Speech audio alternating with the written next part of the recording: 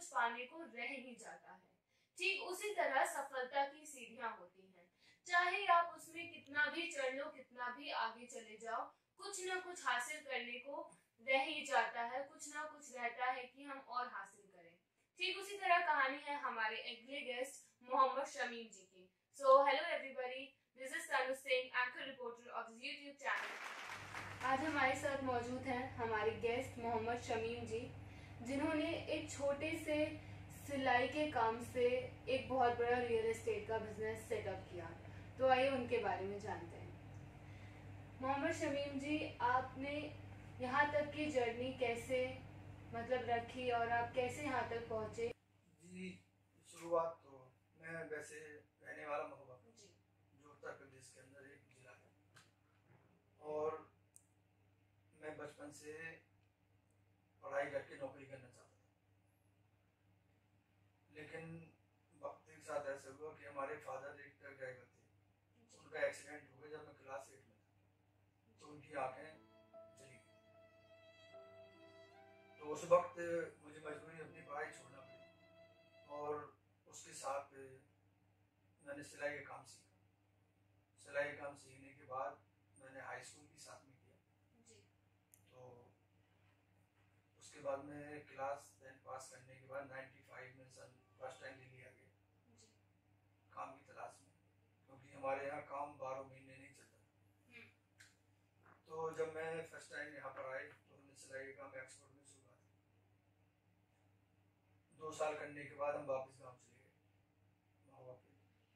वहाँ पर हमने कार डेंटिंग का काम किया, फिर 1.5 साल हम वहाँ रहे। फिर 98 में लास्ट आने के बाद फिर हमने यहाँ पर एक्सपोर्ट में, बेंगलोर में एक्सपोर्ट करके ओखला के अंदर एक कंपनी थी, वहाँ पर ज्वाइनिंग की, और वहाँ पर एज अ टेलर काम किया 2006 तक, करीब 8 साल। उस दौरान हमारी शादी हुई, बच्चे भी हो गए 2, और उसके बाद 2006 के बाद हमने एक दिन सोचा बैठा कि कुछ फ्री माइंड काम करना चाहिए, क्योंकि कितने सूरज कंपनियों में डूबने के बाद डूब जाते हैं, अंदर जाने के बाद आदमी को बाहर निकल के मालूम ही नहीं पड़ता कब दिन हुई कब रात। सुबह एक ही, सिर्फ सुबह से शाम तक एक ही दिनचर्या थी कि सुबह उठे, फ्रेश हुए, फ्रेश होने के बाद हमने जो है सीधा कंपनी की दौड़, और कंपनी पहुंचने के बाद सिर्फ काम पर ध्यान सारा, और रात को 9-10 बजे कंपनी के अंदर पहुंचे, वो कंपनी से घर पहुंचे। तो 8 साल इसी दौड़ भाग दौड़ में निकल गए जिंदगी को संभालने के चक्कर में, लेकिन हमेशा जद्दोजहद बनी रही, कुछ अपना छोटा मोटा ही बिजनेस हो या दुकानदारी हो, लेकिन हो। तो हमने उस दौरान छोटे छोटे कई काम भी किए, लेकिन उसके बाद 2006 के बाद एक दिन हमने बिल्कुल सारा कुछ बंद करके एक टी स्टॉल खोला अपना। तो दुकान ठीक ठाक चलती रही, लेकिन करीब 7-8 साल वो भी चला। 2012 तक इसी तरह काम करते हुए एक दिन हमारे एक दोस्त थे, तो उन्होंने सलाह दी, वो थोड़ा प्रॉपर्टी का दौर था, ये लोग कमीशन एजेंट बहुत ज़्यादा बन रहे थे और सेल्स अच्छी हो रही थी, तो पहले लोकल में ही शुरुआत की, और धीरे धीरे बेहतर रिजल्ट उसके मिले, तो हम बाहर निकले। तो बाहर लोग खेतों को लेकर उनकी जो है ना प्लॉटिंग करते हैं, और प्लॉटिंग करने के बाद उनको सेल करते हैं। तो हम लोगों ने भी शुरुआत की कि पहले एक कंपनी थी, उनके साथ जुड़े और उनके कमीशन एजेंट बन के उसके लिए मेहनत की, लेकिन उस कंपनी ने थोड़ा सा कमीशन में धोखा दिया, तो फिर हम अपने आप खुद खड़े हुए। हमने एक अपनी कंपनी बनाई, और अपनी ही फिर जमीन ली, और उसमें लोगों को प्लॉट जो है टुकड़े कर करके दिए। तो जब से 2013 से आज तक बेहतर है।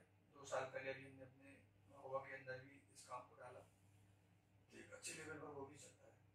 अच्छा, आपने बताया कि पहले आप 2 साल के लिए यहाँ पे आके आपने सिलाई का काम किया, उसके बाद आप दोबारा चले गए अपने गाँव। इसका क्या रीजन क्या था कि आप यहाँ पे नहीं रहे, आप गाँव चले गए? गाँव जाने का कोई रीजन नहीं था। असल में क्या है कि वहाँ पर वो तो यूं ही गए, लेकिन वहाँ हमारे एक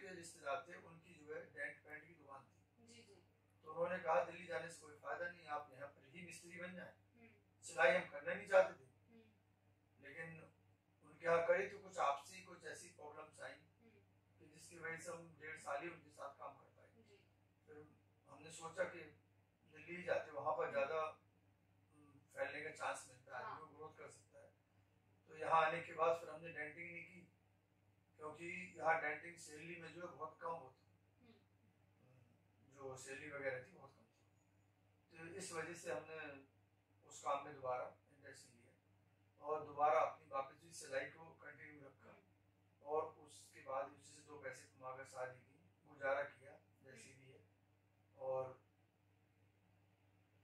फिर तो 2006 तक फिर आपने टी स्टॉल छोड़ दिया। फिर हमने टी स्टॉल खोला, फिर मार्केट में आए, क्योंकि हम जब खड़े हुआ करते थे, जब उस टाइम पे जब दिल्ली आए तो मजदूरी में हम खुद बात करते थे आईने से, अपने आप को मोटिवेट करने के लिए कि जिस तरह से एक धीरूभाई अंबानी को ले लें आप, या अब्दुल कलाम जी को ले लें, बिल गेट्स को ले लें, जिन्होंने खुद अपनी मेहनत करके अपना, वो भी एक इंसान है, उनको भी परवरदिगार ने बनाया, हमें भी बनाया, तो उन्होंने जो मेहनत की तो उस मेहनत को रिजल्ट मिला।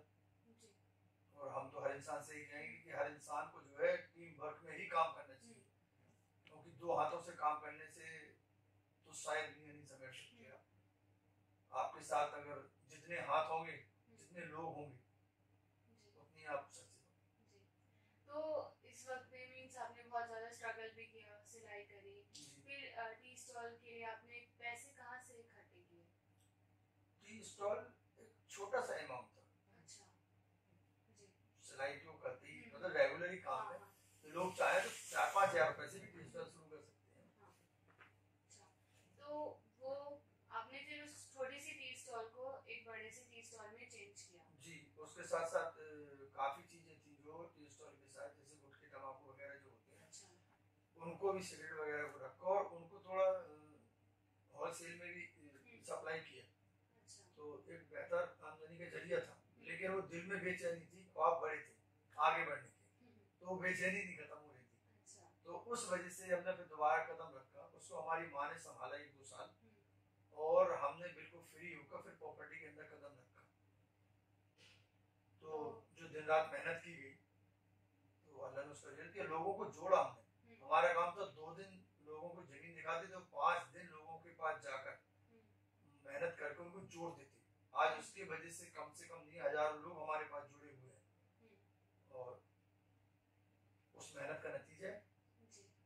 तो इस समय में आपके साथ किसने सबसे ज्यादा सपोर्ट किया आपको कि हाँ तुम कर सकते हो, या आप सिर्फ खुद को ही मोटिवेट करते रहे?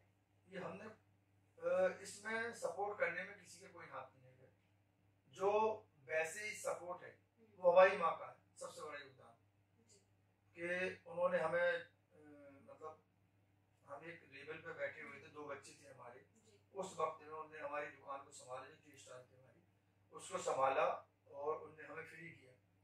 तो हमने उस वक्त जो मेहनत की, और हमें वैसे किसी ने कोई सपोर्ट नहीं किया, हमने खुद अपने आप को बस सपोर्ट के लिए परवरदिगार से दुआ मांगी, उसने सारा सपोर्ट किया। माँ अर्निंग का जरिया बनी और हमने अपनी मेहनत की, हमने लोगों को जोड़ा। आज सपोर्टर कहा जाए तो सही मायने वो लोग जो हमसे जुड़े उस वक्त, अगर वो ना जुड़ते तो शायद हम ग्रोथ न करते। तो सक्सेस होने की बजाय वो उस दौर में जिन लोगों ने हमारा साथ दिया वो ही सपोर्टर मान ले, बाकी मोटिवेट करने का तो खुद को अपने आप को ही मोटिवेट किया। तो जब आपने बताया कि आप पहले किसी कंपनी से जुड़े थे इस प्लॉट वाले काम के लिए, और आपको वहां से धोखा मिला जी, तो फिर आपने खुद को संभाला कैसे? क्योंकि बहुत बड़ी बात होती है धोखा मिलना और फिर खुद को ही एस्टैब्लिश करना। वो हरिवंश राय जी की एक कविता है जी। कि कोशिश करने वालों की कभी हार नहीं, वो अपनी लगन में लगा रहता है, उसकी कभी हार नहीं होती।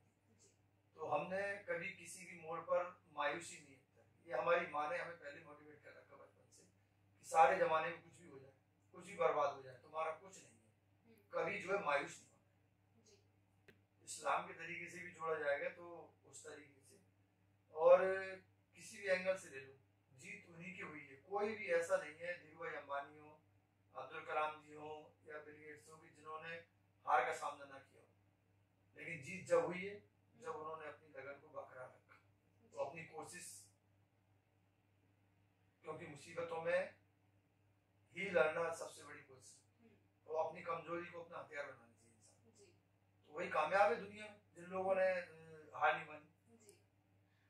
तो आपने 10th तक पढ़ाई करी जी, और उसके बाद आपने सिलाई का काम किया, तो कभी आपने मतलब अंदर से सोचा नहीं कि मुझे थोड़ी और पढ़ाई कर लेनी चाहिए, 12वीं तो पास कर लेनी चाहिए या ग्रेजुएशन एटलीस्ट कर लेनी चाहिए? तो पढ़ाई का दुख रह जाता है हाँ, इंसान को, जी, वो सोने पे सुहागा है। अगर आज आपको बेहतर परवरदिगार ने बनाया, खूबसूरत बनाया या स्मार्ट बनाया, और उसकी अगर ऊपर आपके अंदर एजुकेशन है, तो वो आपके लिए सोने पे सुहागा होती है। ये वक्ती की बात है, काफी लोग हैं हमारे जिन्होंने बड़ी मेहनतों से अपने मुकाम को हासिल किया है। आज हमारे सचिन तेंदुलकर हैं, वो नहीं पढ़े हुए हैं, वो भी हाई स्कूल से है, बिल गेट्स भी शायद हाई स्कूल ही है, और अपने महिंद्रा एंड महिंद्रा कंपनी के जो मालिक हैं वो भी शायद ग्रेजुएशन में नहीं है। काफी लोग ऐसे हैं जो ग्रेजुएट नहीं है, लेकिन उन्होंने अपनी पावर को और अपनी पहचान खुद बनाई अपने पावर के जरिए। तो काफी लोग ऐसे हैं कि जिन्होंने पढ़ाई का वो नहीं रखा है, लेकिन पढ़ाई प्लस पॉइंट है आपकी लाइफ में। एजुकेशन होता है तो वो एक बेहतर आपके रिजल्ट होते हैं, अब नहीं है तो ये कुछ नहीं कर सकते, मजबूरी की बात है। मतलब पढ़ाई उतनी इम्पोर्टेंट नहीं है, अगर आप पैशनेट हो किसी चीज को करने के लिए, हार्ड वर्किंग हो, तो लगन होनी चाहिए आपके अंदर, हार्ड वर्क और लगन और टीम वर्क करने की ताकत है। तो पढ़ाई, मैं वही कह रहा हूँ कि पढ़ाई एक ऐसा नहीं है कि जो आपका माइनस पॉइंट है, पढ़ाई के बगैर आप कामयाब नहीं हो सकते। पढ़ाई है तो और ज्यादा कामयाब होने के चांस है, और कम पढ़े हुए हैं और लेकिन आपके अंदर लगन है, तो फिर लगन आपको जो कामयाब कर देती है, क्योंकि मेन जो है वो टारगेट है। जब आप टारगेट किसी चीज को बना, किसी भी चीज में उसको अचीव करने के लिए आपको मेहनत करनी पड़ती है। हर इंसान ने कठोर परिश्रम करके ही कामयाबी हासिल की है, घर बैठे किसी को नहीं। अभी आपका फ्यूचर का क्या प्लान है? अभी तो आपने सिलाई की, फिर टी स्टॉल, कार्ड डेंटिंग वगैरह, और अब आप इस वाले काम में हैं, कमीशन वाले काम में। फ्यूचर प्लान ये है कि हमारे शुरू से दिल में जो है ना समाज सेवा का, मतलब समाज सेवी की लगन है, और हमने काफी साल की भी थी, एक अपना एनजीओ बनाया था कामयाबी का रास्ता, और उसमें काफी लोगों की मदद हुई, काफी काम उसमें हुआ, लेकिन किसी वजह से कुछ गलत लोग उसमें जुड़ गए कि जिनकी वजह से उसको बंद करना पड़ा। आज भी पर्सनली तौर पे जो लोगों की मदद है वो करने के लिए तैयार रहती है, और काफी उसमें अब समाज सेवा का एक ही रास्ता है, राजनीति। अगर आपके पास पावर मिलता है तो आप उससे ज्यादा समाज सेवा कर सकते हैं। तो इसलिए उत्तर प्रदेश के अंदर जो हमने शिवपाल यादव जी हैं, जो हमारे माननीय शिवपाल यादव जी, तो उनके यूथ के जो है राष्ट्रीय अध्यक्ष जो कमर राजा साहब, उनसे हमारी एक मुलाकात हुई। तो उस मुलाकात में उन्होंने हमें अपनी पार्टी से जोड़ा और राष्ट्रीय महासचिव का पद भी दिया। तो उसमें हम जो है आज राजनीति उसमें मेहनत कर रहे हैं, समाज के लिए भी। देखिए, अब जैसे पॉलिटिक्स है, तो आप एक करप्ट नेता बनने से खुद को कैसे बचाएंगे? क्योंकि जब पावर आती है तो चांस अच्छा करने के भी होते हैं और बुरा करने के भी होते हैं, तो आप बुराई से कैसे बचेंगे? सभी लोगों ने, ये सबकी अपनी अपनी नीयत है, ऐसा नहीं है कि 100% लोग ही करप्ट हैं। हाँ। काफी नेता ऐसे हुए जिनके पास अपने खुद की मकान तक नहीं थे, वो प्रधानमंत्री रहे हैं,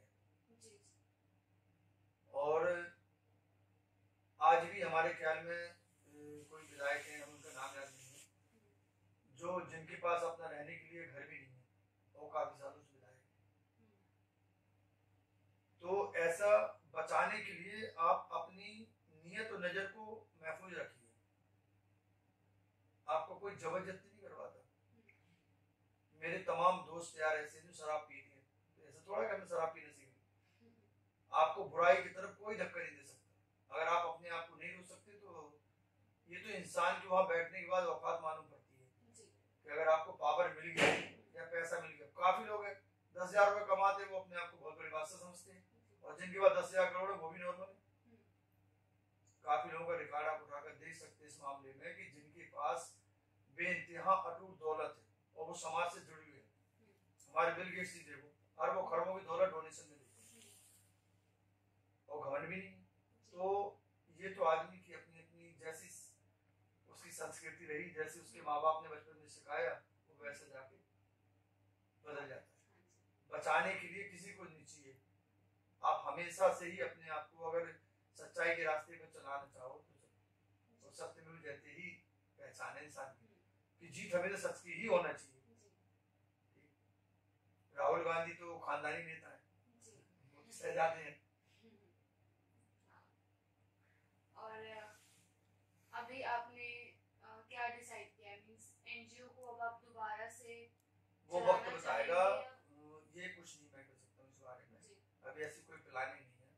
अभी तो सिर्फ यही प्लानिंग है कि समाज सेवा करने के लिए एक तो एक बेहतर कुछ ना कुछ तो किया ही जाएगा। आज हम वैसे जुड़े हैं, कुछ बगैर नाम की सेवा कर रहे हैं। जिसको सेवा करने उसे नाम उसकी जरूरत नहीं पड़ती है। हमारी शोहरत हासिल हो तब हम सेवा करेंगे। सेवा करने के लिए हर वक्त दिल चाहिए। आप गरीब हैं तब भी लोगों की मदद कर सकते हैं, अमीर है तब भी लोगों की मदद कर सकते हैं। तो अमीर होना जरूरी नहीं है मदद करने के लिए, दिल बड़ा होना चाहिए। It was very nice meeting you. हमारी यूथ को और जो हमारी ऑडियंस आपको देख रही है उनको आप कुछ ऐसा मंत्र बताइए, एक ऐसी चीज बताइए जो आपने इस उम्र तक अपनी जिंदगी से सीखा, क्या एक्सपीरियंस किया और वो कहाँ बच सकते हैं गलतियां करने से। हमारी ऑडियंस को बताइए थोड़ा। कामयाबी का जो सूत्र है वो सिर्फ ये है कि आप ईमानदारी से काम कीजिए और लोगों को अपना दोस्त समझें और लोगों का साथ दें। सिर्फ लोगों की मदद करना ही इंसान को बड़ा आदमी बना सकती है।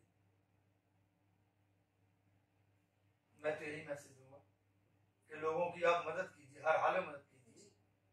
तो आप जब आपसे लोग जुड़ेंगे, जिससे जितने लोग जुड़ेंगे वो उतना ही ज्यादा मजबूत होगा। ये नेटवर्किंग सिस्टम दुनिया, एक उंगली को कोई भी तोड़ देता है, पांचों को कोई नहीं। तो इसलिए जो है आप जितना अच्छा बेहतर ग्रुप बनाएं और जितना हो सके आप पॉजिटिव सोचें, नेगेटिव की तरफ बिल्कुल न जाएं। हर सिक्के के दो पहलू हैं, लेकिन आप नेगेटिव में भी पॉजिटिव सोच सकते हैं। जब आप कमजोर नहीं पड़ेंगे तो 100% कामयाबी ही मिलेगी। और आप पहले ही हार मान लेंगे तो हो सकता है जीत रहा हूं तभी हार जाएंगे। तो इसलिए आप अपने आप को मजबूत करने के लिए ईमानदारी के साथ और टीम वर्क में काम कीजिए और एक साथ रहिए और लोगों की एक दूसरे की भलाई कीजिए। It was very nice meeting you. Thank you so much. तो देखा आप लोगों ने कि कैसे एक सिलाई करने वाला, कार डेंटिंग का काम करने वाला अपने बिजनेस को टी स्टॉल तक लेके गया और अभी भी उसके दिल में एक उम्मीद बाकी थी कि मैं इससे ज्यादा बेहतर कुछ कर सकता हूँ। और उसने रियल एस्टेट के बिजनेस में अपना लक आजमाया और आज एक जाना माना अच्छा खासा रियल एस्टेट का बिजनेसमैन है। तो मैं आप लोग को बस यही मैसेज देना चाहूंगी कि हमें हमेशा कुछ ना कुछ और करने की उम्मीद हमेशा जिंदा रखनी चाहिए और आसपास के लोगों से प्रेरणा भी लेती रहनी चाहिए। तो थैंक यू एवरीबॉडी, हमारे साथ जुड़े रहिए ऐसी और मोटिवेशनल वीडियोस के साथ और प्लीज हमारा चैनल लाइक, सब्सक्राइब और बेल बटन पे क्लिक जरूर कर दीजिएगा।